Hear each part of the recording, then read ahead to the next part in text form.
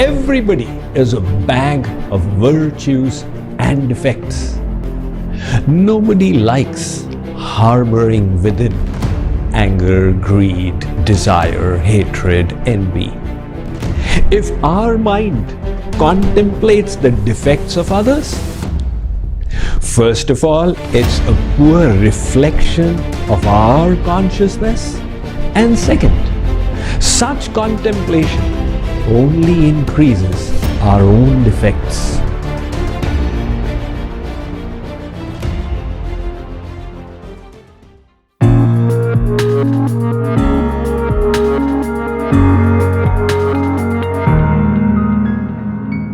One husband and wife went to India, returned to India for a vacation from USA. As happens, you have a whole set of relatives in India that you have to meet. This particular husband had 4 sisters, so the wife had 4 nanads. Now all of them were behaving very well, but the 4th nanad had a very cantankerous nature and would keep finding an opportunity to put her down. And she would keep complaining to her husband, "Look, your sister does not behave well with me." Which sister? The first one? No, she's. Second one? No. Third one? No. The 4th one. In other words, she had found something in the environment to create bitterness within her. The husband would keep listening patiently. Finally, one day the husband said, "Look, my dear wife, I agree that my 4th sister's behavior with you is not the best possible. But her behavior is not in my hands. I cannot do anything about it. How you respond is in your hands."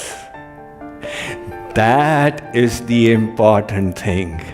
We cannot always control everything and everyone. What we can control is our own emotions.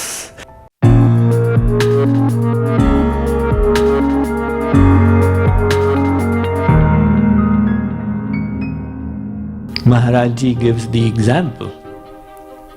He says, when you are eating, sometimes you get a kankad, a stone.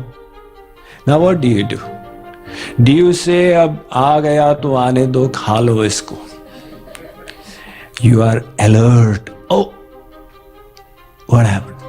There's a stone. Immediately you reject it. Why? It's not worthy of eating. If it goes inside, gadbad karega. So we are so careful when it comes to putting physical things inside. And with the thought process, we are careless. Harboring hatred, harboring envy, harboring resentment. Half the energies go in this. In the hatred, envy, resentment, fear. Now these are unwholesome thoughts. So first of all, we need to be aware. This thought is not good for me. When we are aware, we can then put our practice into action. And what is the practice to put into action? You practice the reverse thought. In other words, practice a thought to neutralize that thought. Supposing you have got the thought of pride. Now what to do? Should we just accept it and let it go inside? If it does, it will dirty the inside. So you have to take immediate action. What is the immediate action? You take it out and throw it away. And you practice a thought of humbleness. Practice a reverse thought. Habits will be neutralized by reverse habits.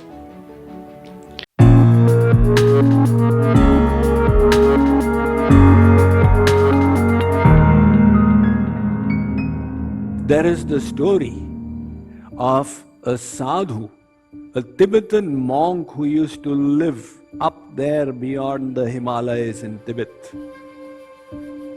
A rumor spread in the nearby village that this monk has a Siddh mantra. If you chant it, you will get siddhis, mystic abilities. One villager came to him and said, "Sir, I've heard you have a Siddh mantra. Can you please give it to me so I will also chant and get siddhis?"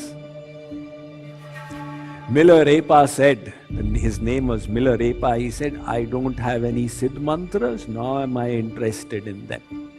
Because the teachings of the Buddha were Satchitta Pariyodapanam Etam Buddhanushasanam. You should purify your mind. Forget about siddhis." The villager said, "Sir, you are trying to avoid, you have it and you are not giving it to me." Miller Epa said, "I have told you the truth." The man said, "Unless you give me the mantra, I will not move from your ashram." He sat down there. Now 24 hours went by. The Miller Epa's sadhana was getting disturbed. He said, "My dear fellow, please leave. I am not able to meditate because of you." The villager said, "Sir, I will die, but I will not leave without the Siddh mantra." The Miller Epa thought how to get rid of this guy. He said, "All right, I am giving you the Siddh mantra. It is Om." Om is a Siddh mantra? Yes. So if I chant Om, will I get siddhis? You will get siddhis. But there is a condition. Don't bring any monkey to your mind. What do you mean? I mean, don't start thinking of monkeys. Otherwise, your chanting will become futile. The villager said, "Sir, I've never thought of monkeys. Why should I think of monkeys?" He said, "I have just warned you, don't think of monkeys." So he was delighted. He went from there, "I've got a Siddh mantra. I just need to chant Om, Om, and I'll get siddhis. But I must not think of monkeys." So now one part of the brain is saying, "Chant Om, Om, and don't think of monkeys, don't think of monkeys, don't think of monkeys." And the other part of the brain is checking out, "Am I thinking of monkeys? Am I thinking of monkeys?" So he was going, "Om, Om, don't think of monkeys, don't think of monkeys." Naturally, what is going to happen? That very thought which he is trying to avoid is going to prime in the mind. He said, "Is there a monkey behind me?" There was no monkey. Oh my God, what did I do? I thought of monkeys.